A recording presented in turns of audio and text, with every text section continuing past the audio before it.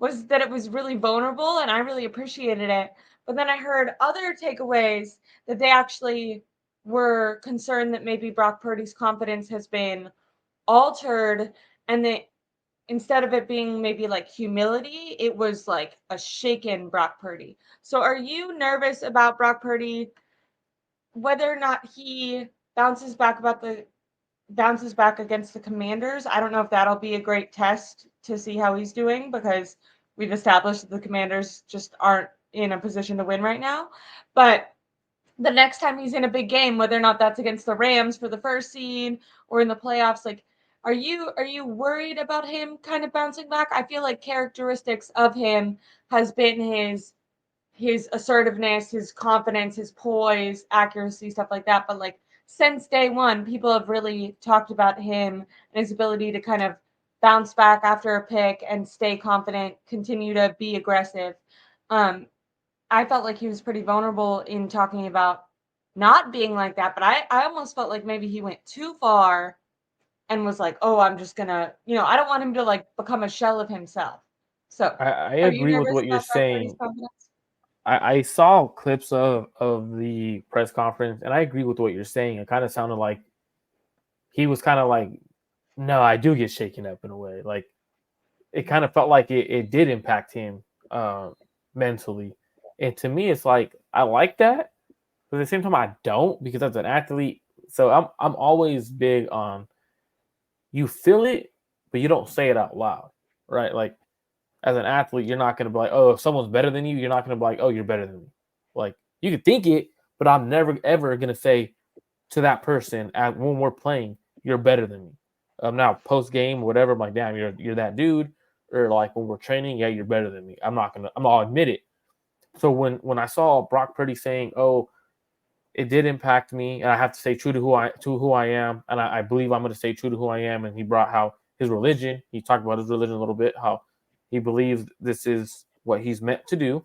Um, it gave me some confidence, but also kind of some doubt in the sense of Brock Purdy is a very confident young man. Like he's confident, that's for sure. We know he's confident. But the moment he started saying it did take a toll on him, that's where I was like, Are you built for the bright lights? If you're built for the bright light, you're not gonna let that kind of game phase you. You're gonna say that I had a bad game. That's it. What were your thoughts on it? Because I know you said like you kind of like felt the same way.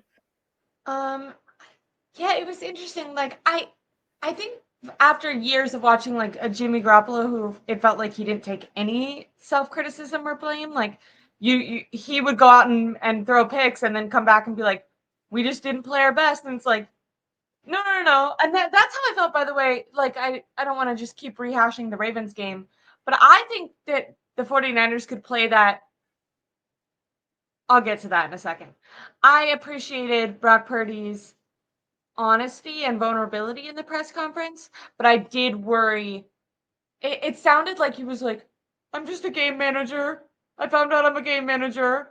I'm I I thought I was more. I thought I was more, and I'm not. And I'm gonna execute the system, and I didn't execute the system right, and now I'm gonna execute it. And I learned, and I was like, and I to be honest, I was kind of like, Whoa, I wonder what him and Kyle Shanahan talked about, because like I think it's important for Brock that's Purdy to. hot. I think you want him to believe he's more, though, because I think like your quarterback has to be willing to take the deeper shot. Like you have to be aggressive. Damn. So I don't know if that was like him. Maybe he's just feeling it in that moment, and because we've seen him do this before, right? Like when it comes one of those interceptions, he's throwing down the field like to a guy who's covered when Debo is like right there, right in front. And like I think we've always said, like we actually like that he's the type of quarterback that does that, that passes up the easier throws for the harder throws.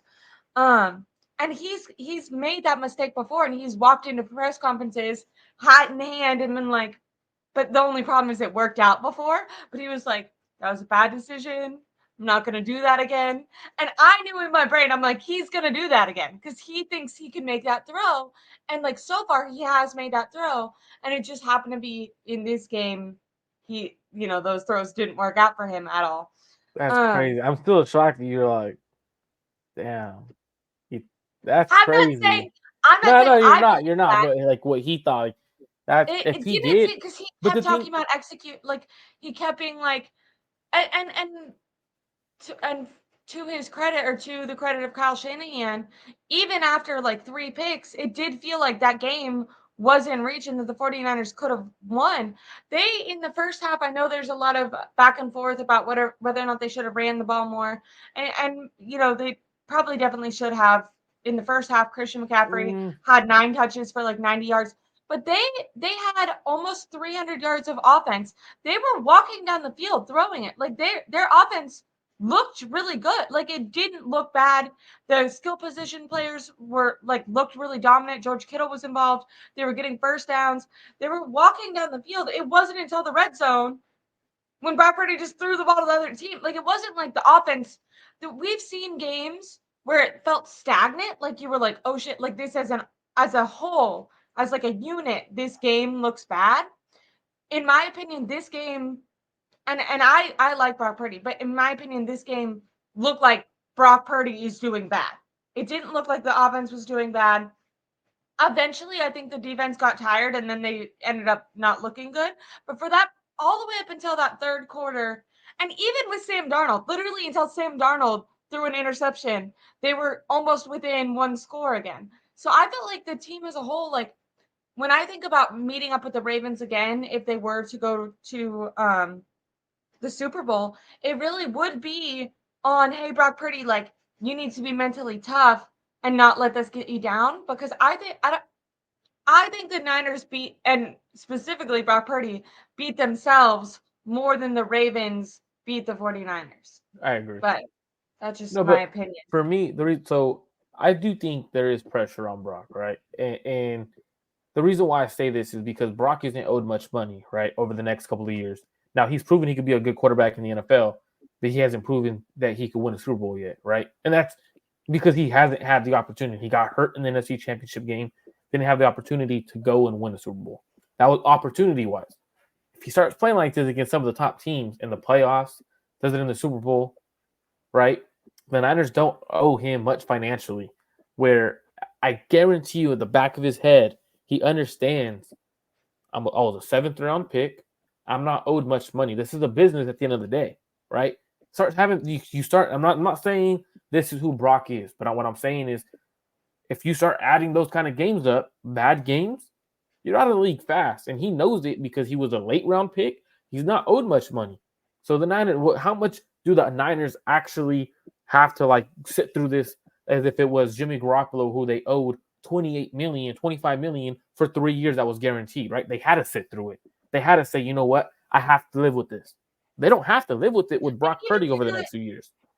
even if you don't want to come from it from that angle, because I don't think that he'd be out of the league, even Yeah, at the I don't think he 49ers. would But either. like But I think a kind of similar to what you're saying, just on the pressure mindset, is, and Brock Purdy kind of alluded to this, like he did hear the MVP talk. So maybe he's not worried about I'm gonna be out of the league, but he believes that he's a top 10, a top 5 quarterback. So he's trying to hold himself, like he hears all this stuff. And I think for him the pressure is the difference between I want to prove that I'm this good versus I want to optimize and execute this offense mhm, well. And I don't care if people are saying I'm just a game manager or whatever. Because if I can keep this level of play for the next 5 years, multiple, 2 seasons, then I am going to get $100 million from the 49ers. If he just, not the 4-pick game, but if he kept this level of play, like he'd get paid like a top 5 yeah, yeah, quarterback,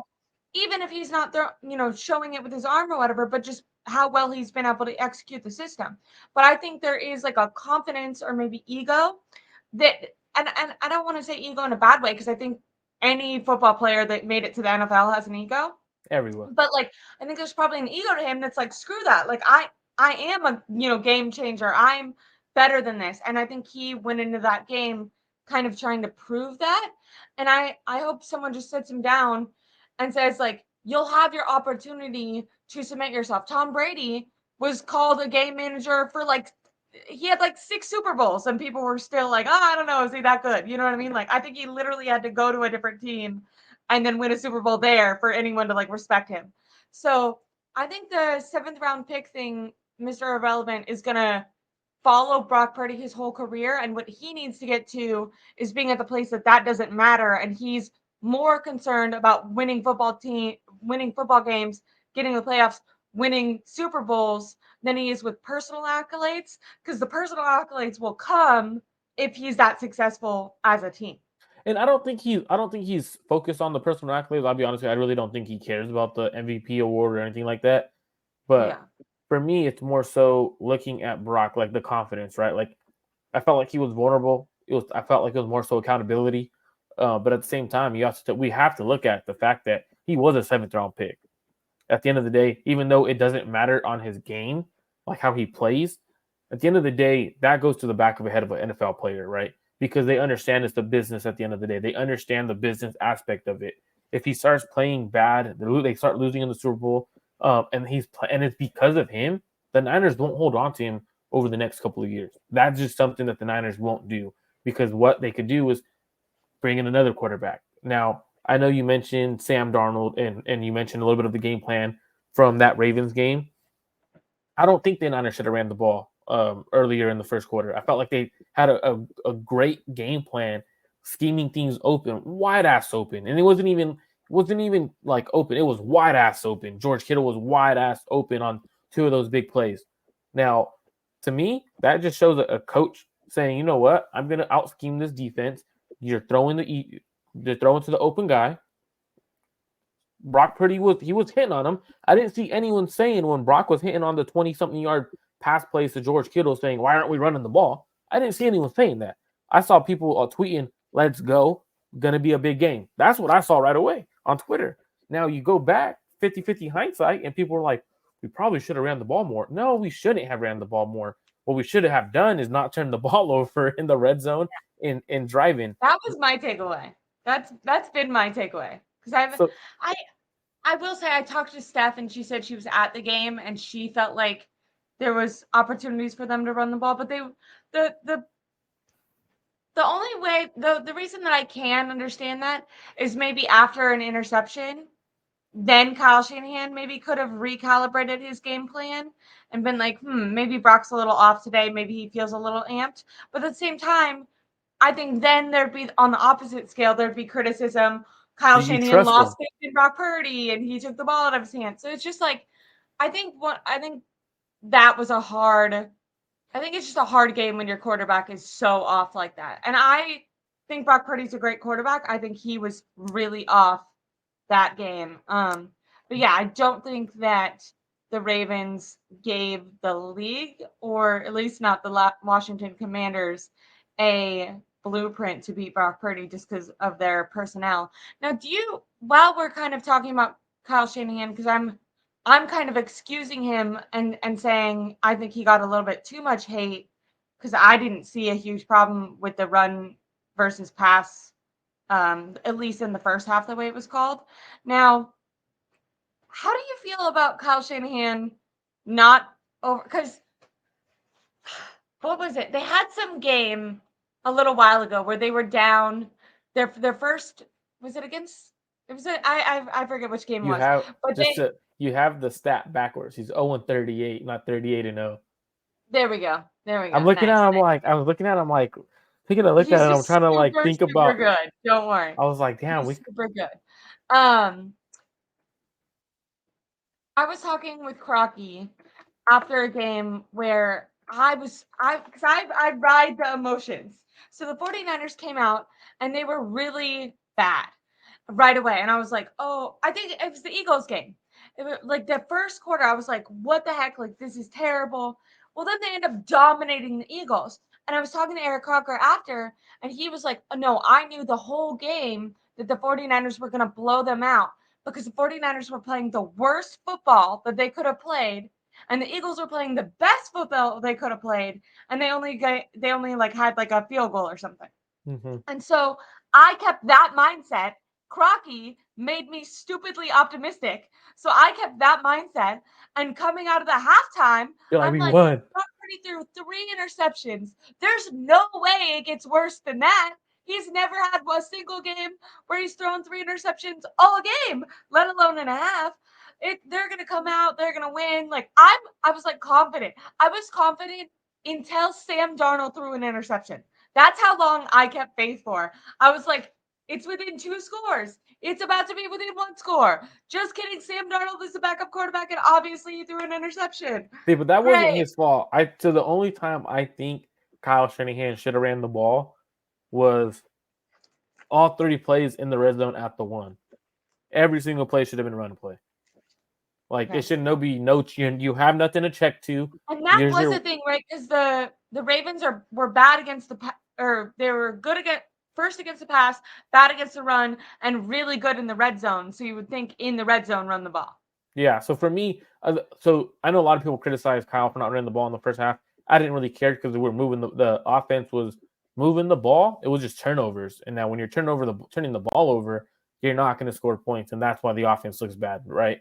And we'll get to the Kyle being 0-38 right now, but I thought the offense during that when they were down 14, you have Christian McCaffrey in the backfield and you run the ball at the 1. You get stuffed. You doesn't get it, but you have Christian McCaffrey. Run the ball 3 more times. Shit, why are we throwing it? Why are we going play action in the red zone out of the gun? To me, I'm like, that's where I was like, come on, Kyle, like you know better than that. 1, I get Sam Darnold as your backup, but Sam Darnold didn't play bad outside of that interception. But it's even then, you're throwing the ball from it was 4th and goal at the 10. You're trying too hard. You're down 14 anyways. You just got to put something in the end zone. Now, there was someone one-on-one in the end zone rather than throwing into triple coverage.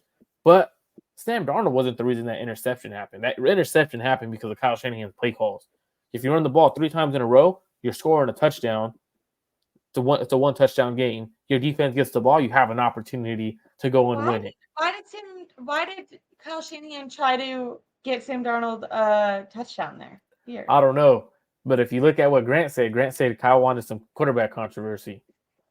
I don't agree with it. I know Grant when he saw that I was like, that's interesting. Like don't get me wrong, like I love Grant, but when I saw that I was like, that's interesting because if you had quarterback controversy this late in the season, let's say Sam Darnold led. Like, I mean, I understand the takeaway because it felt like Brock Purdy had his helmet on. Like Brock Purdy was like, I want to go back in the game, and Kyle Shanahan was like, you're gonna sit down. Like he had that paper over him, and I was like, I would not want to be on the other side of that paper with whatever Kyle is telling Brock Purdy right now.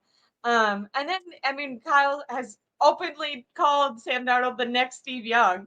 So and Brock Purdy is like, how did I get my job? I outplayed the guy. So yeah, you're right. That's in his. That's it's a funny thought. It's a funny thought for sure.